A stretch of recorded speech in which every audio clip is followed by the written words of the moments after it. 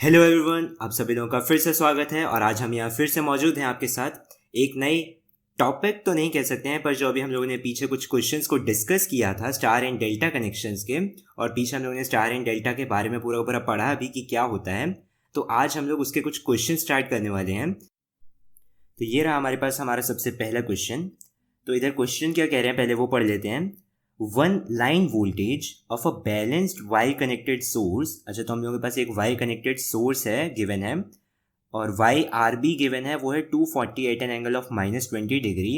If source is connected to delta connected load. अच्छा, तो हम लोगों के पास एक वाई कनेक्टेड सोर्स रहेगा और एक हमारे पास डेल्टा कनेक्टेड लोड रहेगा। ठीक है, उसका हम लोगों को दे रखा है इम्पिडेंस। ठीक है, तो एक बार जल्दी से बना लेते हैं इसके सर्किट को। ठीक है, तो कुछ इस तरीके से हमारा ये सर्किट बनेगा। तो इधर क्या है, हम लोगों को गिवन है वी आर बी, मतलब इधर हम लोगों को गिवन है, इधर दे रखा है कि लाइन वोल्टेज गिवन है। लाइन की क्वांटिटी हम लोगों को पता है कि ये वाली होती है, और ये होती है हमारे पास फेज की क्वांटिटी। तो इधर हम लोग ये ले लेते हैं कि इधर हम लोगों को ये गिवन है जो है लाइन वी एल, जो है 240 at an angle of -20 degree volt.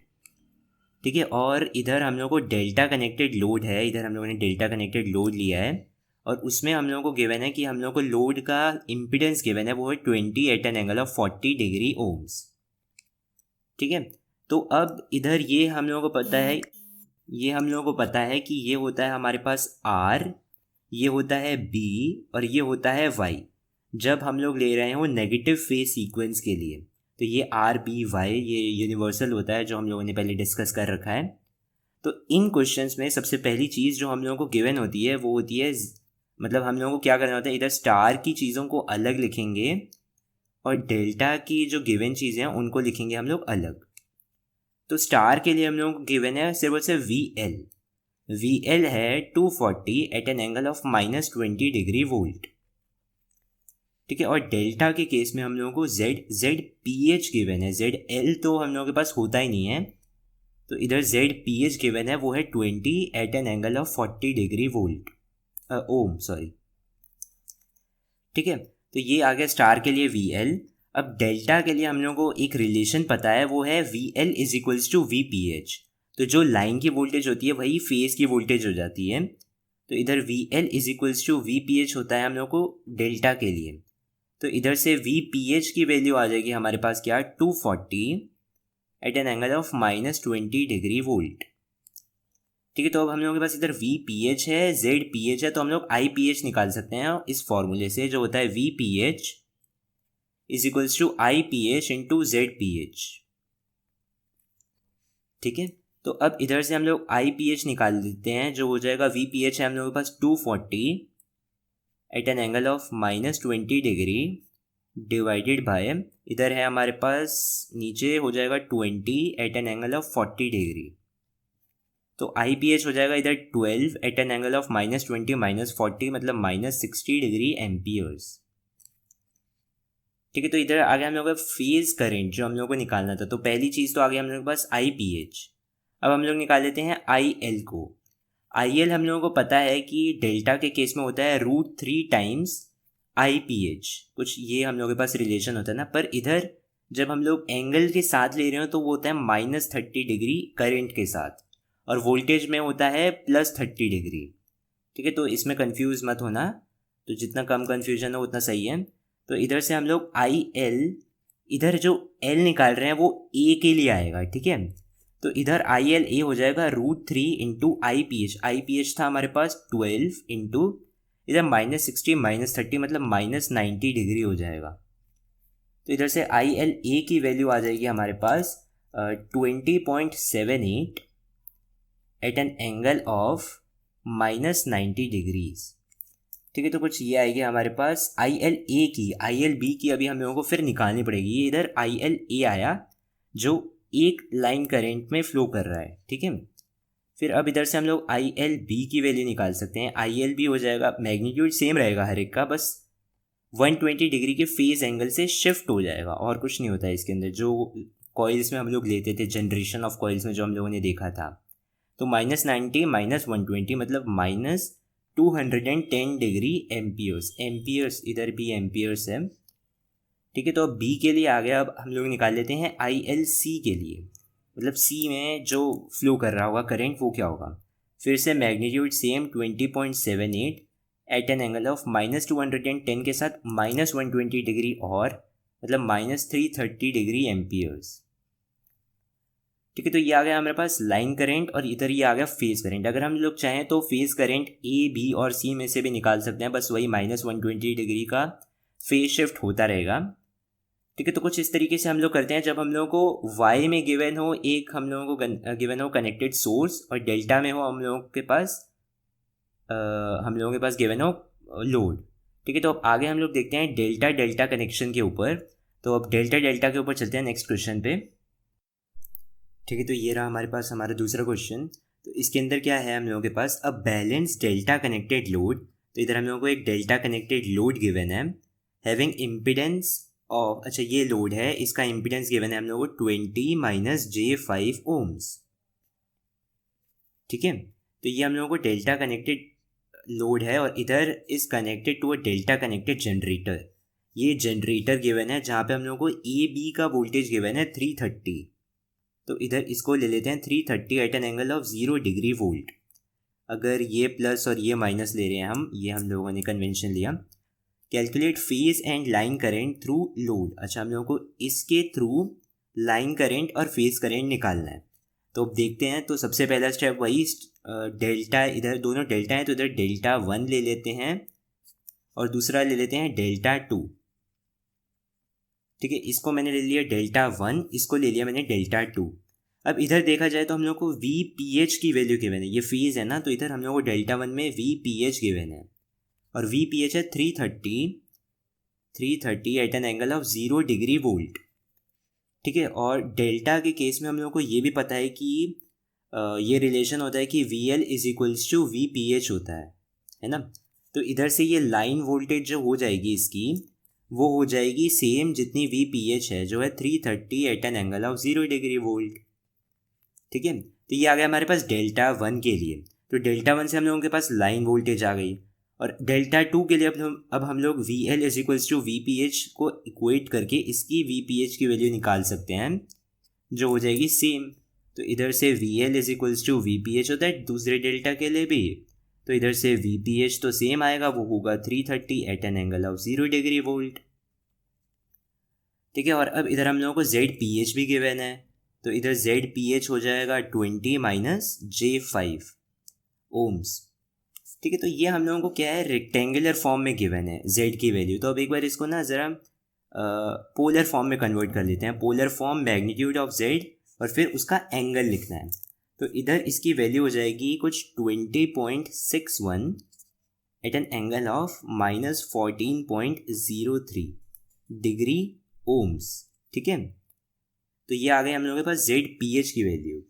अब इसके बाद हम लोगों को जेड पी एच पता है, वी पी एच पता है। तो अब इधर से हम लोग ये फॉर्मूला लगा सकते हैं, V P H is equals to I P H into Z P H.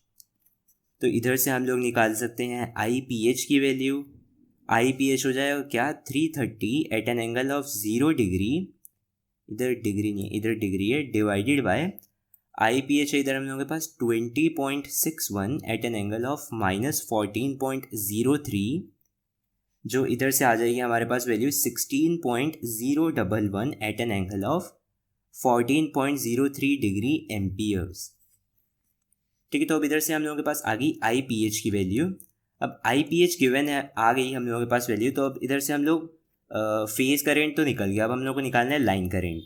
तो डेल्टा के केस में हम लोग को पता है आई एल होता है √3 times I P H at an angle of -30 degree. तो इधर से ये हो जाएगा √3 into 16.011 at an angle of -30 + 14.03, वो हो जाएगा -15.97 डिग्री एम्पियर्स। ठीक है, तो इधर से ये वैल्यू आ जाएगी हमारे पास 27.73 at an angle of -15.97 degree amperes. इधर ये L जो आया है वो A की तरफ से आया, मतलब A में आया, आई एल ए। अब आई एल बी के लिए हम लोग फिर निकाल सकते हैं। मैग्नीट्यूड सेम रहेगा 27.73, एंगल जो हो जाएगा वो 120 डिग्री के एंगल से शिफ्ट हो जाएगा, तो इधर ये हो जाएगा -135.97। ठीक है, सेम हम लोग ILC के लिए भी निकाल सकते हैं। ILC सेम फिर वैसे ही 27.73 एट एन एंगल ऑफ, इधर हो जाएगा -255.97 डिग्री एम्पियर्स। यूनिट्स का हमेशा ध्यान रखना। ठीक है, तो कुछ इस तरीके से हम लोग डेल्टा के क्वेश्चन को सॉल्व करते हैं। अब इसके बाद एक क्वेश्चन और देखते हैं डेल्टा का, फिर उसके बाद इधर हम लोग इसको क्लोज करेंगे। ठीक है, तो ये रहा हमारे पास हमारा दूसरा क्वेश्चन डेल्टा का। तो इधर क्या गिवन है, a balance delta connected source, एक balance delta connected source given है हम लोग को ये वाला, supplies a balance delta connected load, और इधर हम लोग को डेल्टा कनेक्टेड लोड है। If impedance per phase of load का इम्पिडेंस हम लोग को गिवन है वो है 18 + 12 J ohms, एंड IA हम लोगों को ये गिवन है। IA जो है वो हम लोगों को गिवन है वो है 19.202 at an angle of 35 degree amperes. तो हम लोगों को कैलकुलेट करना है फेज़ का करंट, तो फेज़ के अंदर जो करंट होगा और इधर फेज़ वोल्टेज, अच्छा इन दोनों के अंदर करंट और वोल्टेजेस निकालनी है। ठीक है, तो इधर हम लोगों को क्या गिवन है, इधर है हम लोगों के पास IL है हमारे पास लाइन करंट, ये वाली जो है हमारे पास 19.202 at an angle of 35 degree amperes. ठीक है, अब हम लोगों को IL गिवन है तो हम लोग IPH निकाल सकते हैं। तो IPH कैसे निकालेंगे हम लोग, IL = √3 टाइम्स IPH होता है at an angle of -30 degree. ये हम लोग को रिलेशन पता है ना। तो अब इधर से हम लोग निकाल सकते हैं IPH, क्योंकि हम लोग को इधर ZPH गिवन है, तो हम लोग IL से हम लोग VL या VPH की वैल्यू नहीं निकाल सकते हैं। तो इधर से IPH आ जाएगा हम लोगों के पास, क्या IL है 19.202 at an angle of 35 divided by √3 at an angle of -30 degrees.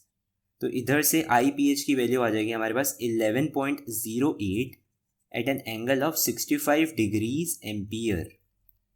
ठीक है, तो ये आएगी हमारे पास IPH की वैल्यू। अब इधर IPH है, आ गया हमारे पास ZPH की वैल्यू हम लोग को गिवन है। ZPH है हमारे पास 18 + 12 J ohms। तो इधर से हम लोग इसको इसके पोलर फॉर्म में लिख सकते हैं, क्योंकि ये रेक्टेंगुलर फॉर्म में गिवन है। तो इधर से इसके पोलर फॉर्म में हो जाएगा ये 21.63 at an angle of 33.69 degree ohms. ठीक है, तो ये आएगा ZPH की वैल्यू। अब इधर ZPH है IPH है, तो हम लोग VPH = IPH × ZPH लगा सकते हैं। ठीक है, तो देख रहे हो ना कि हर एक में V = IZ का ये फॉर्मूला लग रहा है, और इसके अंदर ये V, I और Z जो है वो उनकी RMS वैल्यूज़ में है, ये याद रखना। ठीक है, मतलब RMS में भी है और वो फेज़ के में भी हैं, तो इसलिए हम लोग इधर PH के टर्म्स में लिख रहे हैं। तो इधर से VPH हो जाएगा, IPH है हम लोगों के पास इधर 11.08 इंटू इधर ZPH है हमारे पास 21.63 एट एन एंगल ऑफ, इन दोनों को ऐड करेंगे तो वो हो जाएगा 98.6 डिग्रीज। ठीक है, तो अब इधर से VPH की वैल्यू आ जाएगी हमारे पास around 240 volt at an angle of 98.6 degree volt. ठीक है, तो इधर VPH हम लोगों के पास 1 की आई। अब ये VPH चलो हम लोगों ने निकाले ये, तो VPH = VL हो जाएगा, और फिर इधर VL = VPH हो जाएगा। तो इधर VPH की वैल्यूज़ तो सेम रहेंगी। तो इधर ये VPH 1 आ गया, इधर VPH 2 जो हो जाएगा वो हो जाएगा 240 एट एन एंगल ऑफ 98.6 -120, क्योंकि 120 डिग्री से फेज शिफ्ट होता है ना, तो इधर ये हो जाएगा -21.4 डिग्रीज वोल्ट। और इधर VPH 3 हो जाएगा, वो हो जाएगा और 120 डिग्री, तो ये हो जाएगा 240 एट एन एंगल ऑफ, इधर हो जाएगा ये -141.4 डिग्री वोल्ट। ठीक है, तो इधर से आ गया हम लोगों के पास फेज़ करंट और फेज़ वोल्टेजेस। ठीक है, तो कुछ इस तरीके से हम लोग निकालते हैं क्योंकि हम लोग को अच्छा अगर हम लोग को इधर इसका भी निकालना होता तो भी वो सेम ही रहता, कुछ इसी तरीके से हम लोग निकालते हैं। ठीक है, तो कुछ इस तरीके से हम लोग निकालते हैं इन क्वेश्चंस को। ये होते हैं हमारे पास स्टार डेल्टा, वाई डेल्टा और डेल्टा डेल्टा के। ठीक है, स्टार डेल्टा के क्वेश्चंस कुछ इसी तरीके से बनते हैं। तो होप कि आपको ये समझ में आया होगा, और इसी से हमारा 3 फेज़ AC जो है वो ख़त्म होता है। तो थैंक यू वेरी मच, आगे मिलेंगे एक नए टॉपिक के साथ।